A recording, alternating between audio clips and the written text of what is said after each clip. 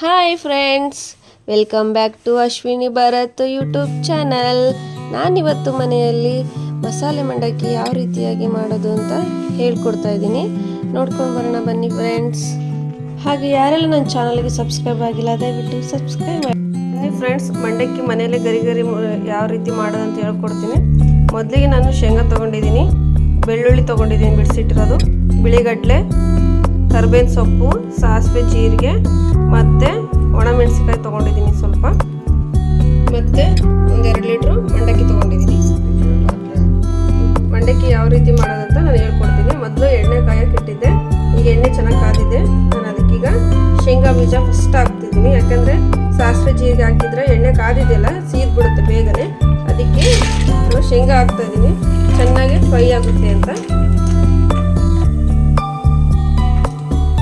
ನೋಡ್ತಿರ್ಬೋದು, ಇವಾಗ ಕಡಿಮೆ ಊರಲ್ಲಿ ನಾನು ಶೇಂಗಾ ಬೀಜನ ಚೆನ್ನಾಗಿ ಫ್ರೈ ಮಾಡ್ಕೊಳ್ತಾ ಇದ್ದೀನಿ.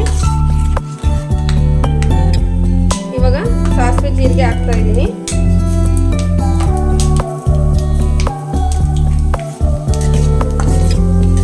ಗೂರಾಡ್ಕೆ ಅಂತ ಹೀಗೆ ಮಾಡ್ತಾ ಇರಬೇಕು ತೋಟಲ್ಲಿ, ಇಲ್ಲ ಬಿಡಿಸಿಟ್ಟಿರೋ ಬೆಳ್ಳುಳ್ಳಿಯನ್ನು ಹಾಕೊಳ್ತಾ ಇದ್ದೀನಿ.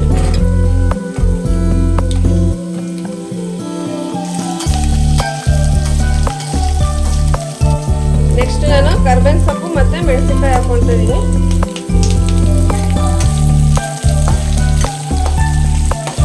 ಮೆಣಸಿನಕಾಯಿಗೆ ಚೆನ್ನಾಗಿ ಫ್ರೈ ಮಾಡ್ಕೋಬೇಕು. ಜಾಸ್ತಿ ಉರಿ ಹಿಡ್ಕೋಬಾರ್ದು, ಯಾಕಂದರೆ ಸೀದೋಗುತ್ತೆ. ಕಡಿಮೆ ಉರಿಯಲ್ಲೇ ಹೀಗೆ ಚೆನ್ನಾಗಿ ಫ್ರೈ ಮಾಡ್ಕೋಬೇಕು. ನಮ್ಮ ಮನೆಯಲ್ಲಿರೋಂಥ ಈಸಿಯಾಗಿ ಕೈ ಸಿಗುವಂಥ ವಸ್ತುಗಳನ್ನು ಉಪಯೋಗಿಸಿ ಈ ಥರ ರುಚಿ ರುಚಿಯಾದ ಮಂಡಕ್ಕಿ ಈವ್ನಿಂಗ್ಗೆ ಟೀ ಜೊತೆ ತಿನ್ನೋಕ್ಕೆ ತುಂಬ ಚೆನ್ನಾಗಿರುತ್ತೆ ಫ್ರೆಂಡ್ಸ್. ಸ್ಮೆಲ್ ನೋಡಿ, ಘಮ ಘಮ ಘಮ ಘಮ ಅಂತ ಬರ್ತಾ ಇದೆ. ಬೆಳ್ಳುಳ್ಳಿ ಸ್ಮೆಲ್ಲು ತುಂಬ ಘಮ ಘಮ ಅಂತ ಇದೆ ನೋಡಿ ಫ್ರೆಂಡ್ಸ್. ಸ್ವಲ್ಪ ಎಷ್ಟು ಬೇಕೋ ಅಷ್ಟು ರುಚಿಗೆ ಬೇಕಾದಷ್ಟು ಉಪ್ಪು ಹಾಕ್ಕೊಳ್ತಾ ಇದ್ದೀನಿ. ನಾವು ಆವಾಗಲೇ ಇಟ್ಕೊಂಡಿದ್ವಲ್ಲ ಬಿಳಿಗಡ್ಲೆನೂ ಸಹ ನಾನು ಇವಾಗ ಲಾಸ್ಟಿಗೆ ಮಿಕ್ಸ್ ಮಾಡ್ತೀನಿ, ಯಾಕಂದರೆ ಅದು ಬೇಗ ಒತ್ತಿ ಬಿಡುತ್ತೆ, ಅಂದರೆ ಸೀದ್ ಬಿಡುತ್ತೆ ಅಂತ.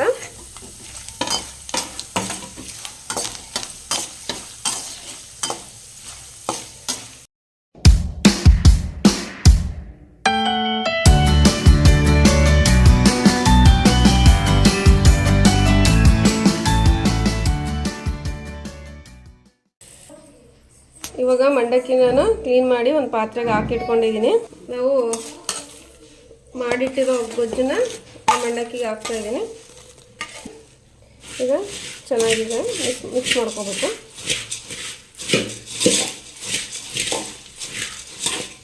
ಈಗ ಚೆನ್ನಾಗಿ ಮಂಡಕ್ಕಿಗೆ ಒಗ್ಗರಣೆ ಎಲ್ಲ ಹಿಡಿಯೋಗೆ ಚೆನ್ನಾಗಿ ಒಗ್ಗರಣೆ. ಈಗ ಮಂಡಕ್ಕಿ ಸವಿಯಲು ಸಿದ್ಧವಾಗಿದೆ. ಐ ಹೋಪ್ ನಿಮಗೆ ಈ ವಿಡಿಯೋ ಇಷ್ಟ ಆಗಿದೆ ಅಂದ್ಕೊಳ್ತೀನಿ. ಮತ್ತೆ ಮುಂದಿನ ವಿಡಿಯೋದಲ್ಲಿ ಮತ್ತೆ ಒಂದು ಹೊಸ ಕುಕ್ಕಿಂಗ್ ವ್ಲಾಗೊಂದಿಗೆ ಬರ್ತೀನಿ. ಅಲ್ಲಿವರೆಗೂ ಬಾಯ್ ಬಾಯ್.